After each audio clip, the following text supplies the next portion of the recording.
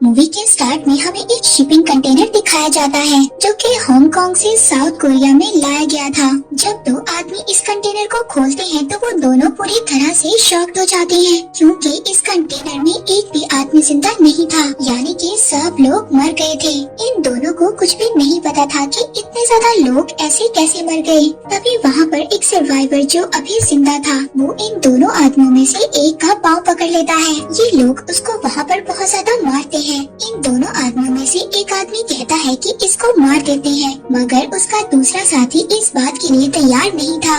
वो उस सर्वाइवर को अपने ट्रक में बिठा लेते हैं और उसकी मदद करने के लिए उसको शहर की तरफ ले जाते हैं। वो लोग जब शहर में आ जाते हैं तो उनमें से एक आदमी ट्रक को रोक कर कुछ चीजें लेने जाता है। तभी वो सर्वाइवर इस बात का मौका उठाता है और वो उस ट्रक से भाग जाता है। जब वो आदमी जिसका ट्रक था वो चीजें लेकर आता है तो वो उस सर्वाइवर को ढूंढता है, मगर वो उसको कहीं पर भी नहीं मिलता। वो उसको काफी ज्यादा ढूंढने की कोशिश करता है मगर वो सर्वाइवर उसको नहीं मिलता। तभी हम देखते हैं जो दूसरा आदमी यानी कि जो इसका भाई था उसकी तबीयत खराब होने लगी थी और वो अपने ट्रीटमेंट के लिए मेडिसिन लेने के लिए एक मेडिकल स्टोर में जाता है। उसको देखने से ऐसा लग रहा था कि उसको किसी वायरस ने जकड़ लिया है और वो वायरस आहिस्ता आहिस्ता लोगों में फैलता जा रहा है। इसके बाद हमें एक हादसे का सीन दिखाया जाता है। यहाँ पर हम देखते हैं कि एक गाड़ी जो खाई में गिर गई थी उसमें एक लेडी फंसी हुई थी। ये लेडी एक डॉक्टर थी और इस लेडी का नाम डॉक्टर किम था। अब डॉक्टर किम को बचाने के लिए एक फायर फाइटर आता है, इसका नाम होता है जीको।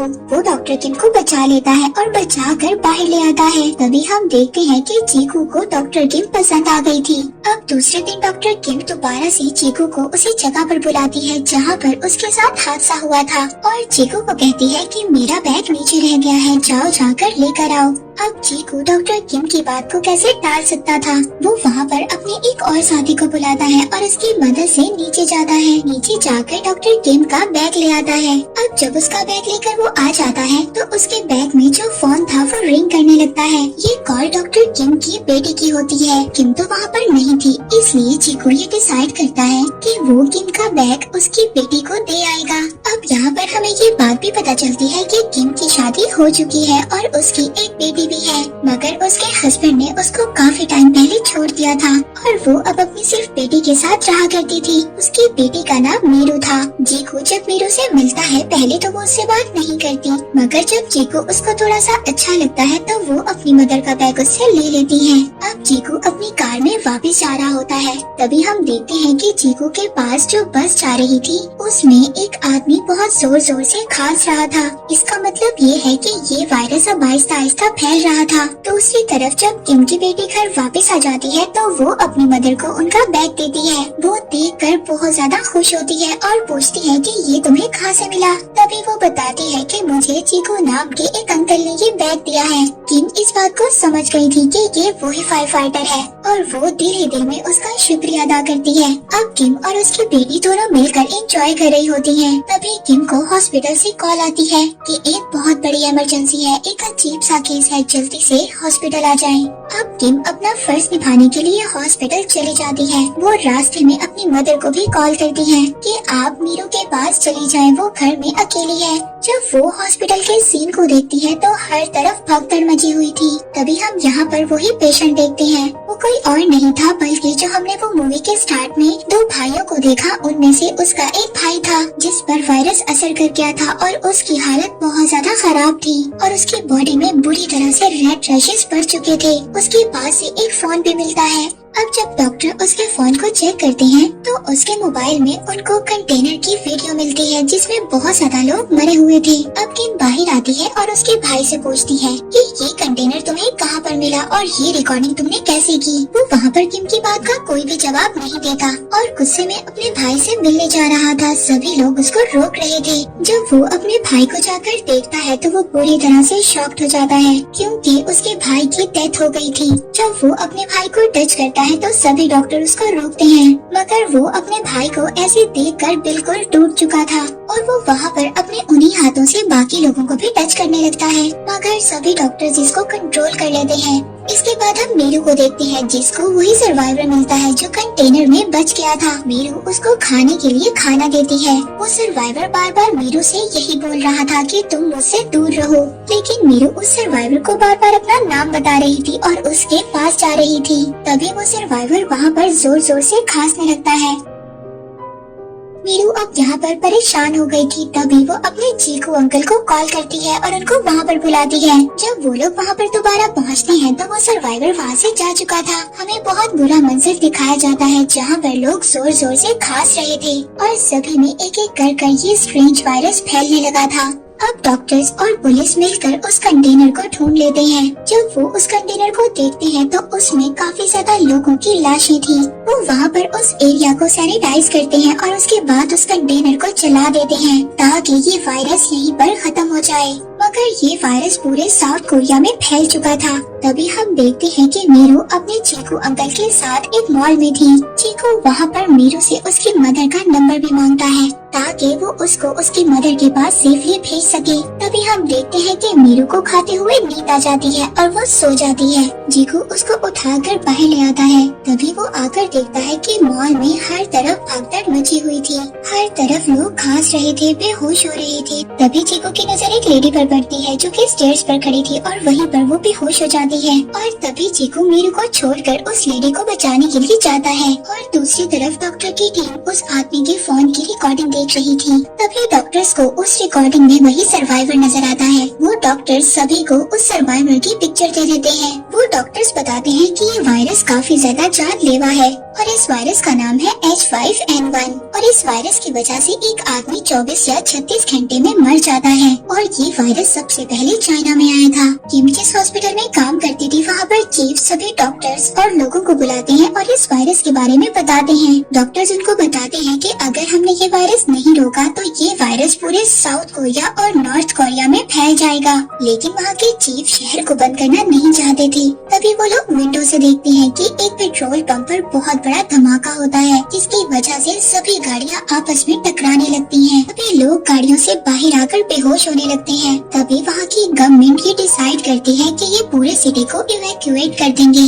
और ये सबको इस जगह से कहीं दूर ले जाएंगे। अब सब लोग यहाँ से चले जाते हैं, मगर डॉक्टर किम यहाँ से नहीं जाती क्योंकि उसकी बेटी उसके साथ नहीं थी और अब बस एक लास्ट फ्लाइट ही बची हुई थी। तभी वो अपनी बेटी को कॉल करती है और उसका फोन चीकू उठाता है। वो उसको वहाँ पर मॉल के हालात बताता है। वो उसको बताता है कि सभी लोग बुरी तरह से खांस रही हैं और बेहोश हो रही हैं। किम उसकी ये बात सुनकर मॉल पहुंचती है। जब वो मॉल जाती है तो वहाँ पर गवर्नमेंट ने लॉकडाउन लगा दिया था, इसलिए हर तरफ अफरा तफरी थी। लोग खाने पर टूट रहे थे। ऐसा लग रहा था कि बस दुनिया खत्म होने वाली है। अब यहाँ पर चीकू मीरू को ढूंढ रहा था। पहले तो वो उसको नहीं मिलती, मगर बहुत ज्यादा ढूंढने के बाद वो उसको मिल जाती है। तभी वहाँ पर मिलिट्री आ जाती है और वो सब लोगों को मॉल के अंदर रहने का कहती है। किसी को भी बाहर आने की इजाजत नहीं होती। और तभी मॉल का शटर बंद कर दिया जाता है क्योंकि हर चीज को लॉक किया जा रहा था ताकि ये वायरस कहीं और ना फैल सके। लेकिन कुछ लोग भागते हुए उस शटर से बाहर आ जाते हैं, जिसमें ये तीनों भी होते हैं। डॉक्टर किम यहाँ पर चीकू को भी कहती है कि लास्ट फ्लाइट बची हुई है, तुम भी मेरे साथ चलो। मगर चीकू उसके साथ जाने से मना कर देता है। वो कहता है कि मेरा काम है लोगों को बचाना, इसलिए अब वो अपने एक साथी को वहाँ पर बुलाता है और शटर में फंसे हुए लोगों को वहाँ से निकालने लगता है। डॉक्टर किम अपनी बेटी को लेकर एयरपोर्ट पहुँच जाती है। बस चेकिंग के बाद वो लोग जाने ही वाले थे, तभी वहाँ पर मीरू खांस देती है। मीरू को खांसते हुए एयरपोर्ट का स्टाफ देख लेता है। एयरपोर्ट का स्टाफ उनको रोक लेता है। वो कहते हैं कि वो लोग आगे नहीं जा सकते। तभी डॉक्टर किम उनको समझाती है कि इसको एक नॉर्मल कोल्ड है, ये जल्दी रिकवर हो जाएगी और वो उन दोनों को एयरपोर्ट से बाहर निकाल देते हैं। यहाँ पर हमें पता चलता है कि ये वायरस H5N1 है। ये सबसे पहले एक बर्ड को हुआ था और अब ये वायरस इंसानों में भी आ गया था। पूरी सिटी में लॉकडाउन लगा दिया जाता है। जो जहाँ पर था उसको वहीं पर रोक दिया जाता है। अब वहाँ के प्रेसिडेंट मीडिया के जरिए सब लोगों से कांटेक्ट करते हैं कि हम शर्मिंदा हैं, हम इतने ज्यादा लोगों की जान नहीं बचा सके, मगर अब जितने भी लोग बच गए हैं हम पूरी कोशिश करेंगे उन लोगों को बचाने की।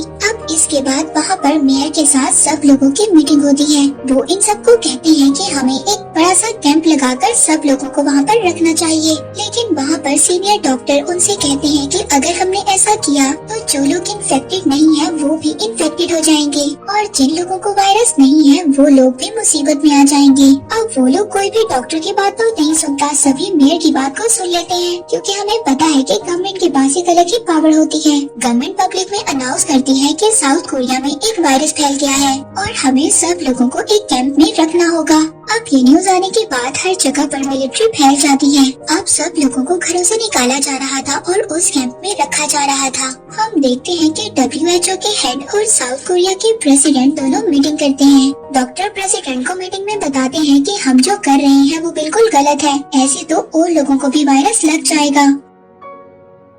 लेकिन वहाँ पर वाइस प्रेसिडेंट डॉक्टर की कोई भी बात मानने को तैयार नहीं थी। प्रेसिडेंट डॉक्टर से कहते हैं कि हमने तुम्हारा अप्रूवल नहीं मांगा, हमें सिर्फ इतना बताओ कि आगे इस वायरस को कैसे रोका जा सकता है। डॉक्टर्स प्रेसिडेंट को कहते हैं कि हमें एक PCR टेस्ट लेना होगा जिनकी रिपोर्ट 48 घंटों में आएगी और जो लोग ठीक होंगे उनको अलग कर दिया जाएगा और उन लोगों को 48 घंटे तक उसी कैंप में रखना होगा। इसी बीच डॉक्टर किम अपनी बेटी मीरू को देखती है जो अब वो भी इन्फेक्टेड हो गई थी, लेकिन डॉक्टर किम किसी को भी नहीं बताती। तभी वहाँ पर चीकू को भी ये बात पता चल जाती है। वो डॉक्टर किम से कहता है कि तुम्हें अपनी बेटी को अलग कर देना चाहिए, अगर तुमने ऐसा नहीं किया तो बाकी लोग भी इन्फेक्टेड हो जाएंगे। लेकिन किम इसकी बात को नहीं मानती। वो कहती है कि मैं इसको लोगों से अलग रखूंगी, हमेशा मास्क पहना कर रखूंगी। फिर अगले दिन सुबह हम सिटी को देखते हैं जहाँ पर हर चीज रुक गई थी। अब मिलिट्री वालों को भी वो सर्वाइवर मिल गया था और वो अब उसके लिए एक अलग कैंप बनाते हैं। और तभी गवर्नमेंट ये डिसाइड करती है कि उस कैंप में से जो गवर्नमेंट ने बनाया था वहाँ पर से कोई भी आदमी बाहर नहीं जाना चाहिए। अगर ऐसा हुआ तो बाकी कंट्रीज में भी ये वायरस फैल सकता है। मीरू की भी हालत बहुत ज्यादा उस वायरस की वजह से खराब हो रही थी। वो बार बार बेहोश हो रही थी और उसकी बॉडी पर भी रेड से रैशेस आ गए थे। डॉक्टर किम अपनी बेटी को बचाने की बहुत ज्यादा कोशिश करती है। वो बार बार गॉड से प्रेयर भी कर रही थी, मगर अभी तक इस वायरस की कोई भी वैक्सीन नहीं बनी थी। वहाँ पर उसी सर्वाइवर का भी डॉक्टर टेस्ट कर रहे थे। तभी डॉक्टर्स की टीम किम के पास आती है और उसको भी वो अपनी टीम में शामिल होने का कहती है, क्योंकि डॉक्टर किम एक स्पेशलिस्ट थी। अब सब डॉक्टर्स जब उस सर्वाइवर का टेस्ट करते हैं तो उनको पता चलता है कि वायरस होने के बावजूद उस सर्वाइवर को कुछ भी नहीं हुआ और वो बिल्कुल ठीक हो गया और वो इस वायरस से अब बिल्कुल रिकवर हो गया है। इसका मतलब ये था कि उस सर्वाइवर के ब्लड से वैक्सीन को बनाया जा सकता था।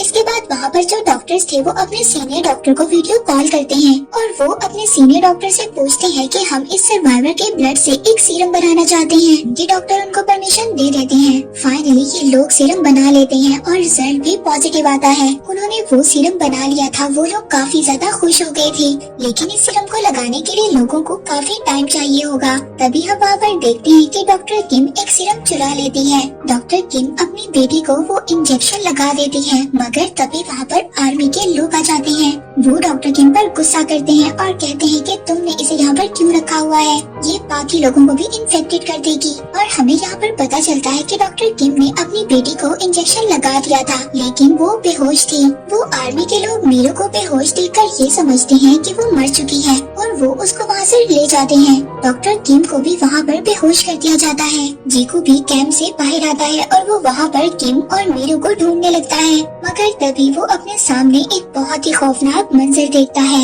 यहाँ पर जितने भी लोग मर गए थे सबको उठाकर एक गड्ढे में डाला जा रहा था ताकि सब लोगों को जलाया जा सके जो मर चुके थे, ताकि इस वायरस वाली डेड बॉडीज को खत्म किया जा सके। तभी चीकू वहाँ पर भागता है और मीरू की डेड बॉडी को ढूंढने लगता है, लेकिन मीरू उसको वहाँ पर कहीं नहीं मिलती। वो जोर जोर से उसका नाम लेकर बुलाता है। तभी वहाँ पर उसको एक बॉडी नजर आती है जो कि मीरू की थी। वो उसको उठाता है और गले लगा लेता है। तभी उसको पता चलता है कि मीरू अभी भी जिंदा है। दूसरी तरफ किम को भी होश आ गया था और वो भी अपनी बेटी को ढूंढ रही थी, लेकिन वो उसको कहीं पर भी नहीं मिलती। इसके बाद हम यहाँ पर एक बहुत ही इमोशनल सीन देखते हैं। हम एक सोल्जर को देखते हैं जो अपनी मदर को ढूंढ रहा था। तभी उसको उसकी मदर मिल जाती जाती है, लेकिन उसको पता चलता है कि उसकी मदर भी इन्फेक्टेड हो चुकी है। उस सोल्जर को अभी तक ये पता था कि इस वायरस की कोई भी वैक्सीन नहीं बनी है। वो सोल्जर अपनी मदर के गले लग जाता है क्योंकि उसकी मदर मरने वाली थी, मगर तभी कुछ लोग उस सोल्जर को उसकी मदर से अलग कर देते हैं और उसको मारने लगते हैं। उस सोल्जर की मदर सबसे कहती है कि मेरे बेटे को मत मारो, उसकी कोई गलती नहीं है।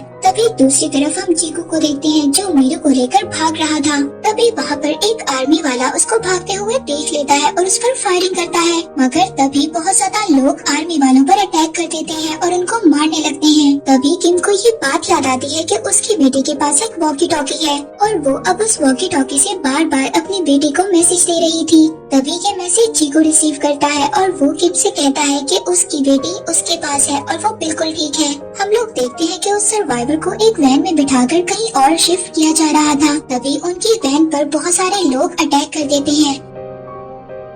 उस वैन में डॉक्टर किम भी साथ थी। वो उस सर्वाइवर को वैन से बाहर निकाल लेते हैं और उसको चाकू से मारने लगते हैं। उन लोगों को ये लग रहा था कि इस आदमी की वजह से उनके अपनों की जान गई है। तभी हम देखते हैं कि डॉक्टर उसको बचा लेते हैं और वहाँ से चले जाते हैं। तभी हम बाहर का सीन देखते हैं जहाँ पर लाखों की तादाद में लोग थे और सबके हाथों में अजीब किस्म के हथियार थे। और अब हमें पता चलता है कि वो सर्वाइवर भी मर गया था। वो अकेला था जिसके ब्लड से वैक्सीन बनाई जा सकती थी। तभी वहाँ पर हाईवे के दरमियान में जो लोग थे, आर्मी वाले उन पर फायर कर रहे थे और उन लोगों को मार रहे थे। जब ये चीज प्रेसिडेंट देखते हैं तो बहुत ज्यादा गुस्सा होते हैं। वो वहाँ पर सबसे कहते हैं कि ये काम करने का ऑर्डर किसने दिया। तभी वाइस प्रेसिडेंट कहते हैं कि ये ऑर्डर मैंने दिया है, हमें लोगों की जान बचानी है। अगर हमने ऐसा नहीं किया तो पूरा कोरिया सिटी तबाह हो जाएगा। डॉक्टर किम प्रेसिडेंट से वीडियो कॉल करती है और उनको बताती है कि मेरी बेटी मीरू भी अब रिकवर हो गई है और उसके ब्लड से भी वैक्सीन बनाई जा सकती है। ये बात डॉक्टर किम के प्रेसिडेंट मान जाते हैं और उनकी बेटी को क्वारंटाइन से निकालने का ऑर्डर दे देते हैं। लेकिन वहाँ पर अमेरिकन प्रेसिडेंट और WHO के लोग प्रेसिडेंट के ऑर्डर को नहीं मानते। वो इनके ऑर्डर को कैंसिल कर देते हैं। वो कहते हैं कि अगर एक भी आदमी क्वारंटाइन से बाहर आया तो उन पर हम मिसाइल छोड़ देंगे, उनको मार देंगे। कोई भी प्रेसिडेंट की बात नहीं मान रहा था। तभी हम देखते हैं कि बहुत ज्यादा लोगों में मीरू आगे आ जाती है और उसकी मदर किम उसको देख लेती है। वो दोनों एक दूसरे से मिलने के लिए भागने लगती हैं। तभी आर्मी वाले उनको फायर करना स्टार्ट कर देते हैं और एक गोली आकर किम के बाजू पर लग जाती है। वहाँ पर चीकू भी आ जाता है। वो किम को पकड़ लेता है। तभी अपनी मदर के सामने मीरू आ जाती है। वो अपनी मदर के आगे आकर खड़ी हो जाती है और कहती है कि प्लीज मेरी मदर को गोली मत मारो, और बार बार यही कह रही थी कि प्लीज मेरी मदर को गोली मत मारो। और ये काफी ज्यादा इमोशनल सीन था। तभी वहाँ पर जब सब लोग देखते हैं कि एक बच्ची जो सबको बचाने की कोशिश कर रही है, वो सब लोग उसके आगे आकर खड़े हो जाते हैं। अब जब प्रेसिडेंट ये सब बातें देख रहे थे तो वो सभी ऑर्डर्स को कैंसिल कर देते हैं क्योंकि अब आर्मी उनके कंट्रोल में थी, ना कि अमेरिका के कंट्रोल में। तभी वहाँ पर ये अनाउंस किया जाता है कि हम लोग जल्दी सीरम बना लेंगे, हम लोग आप लोगों को सभी फैसिलिटीज देंगे। ये सुनकर सभी लोग बहुत ज्यादा खुश हो जाते हैं।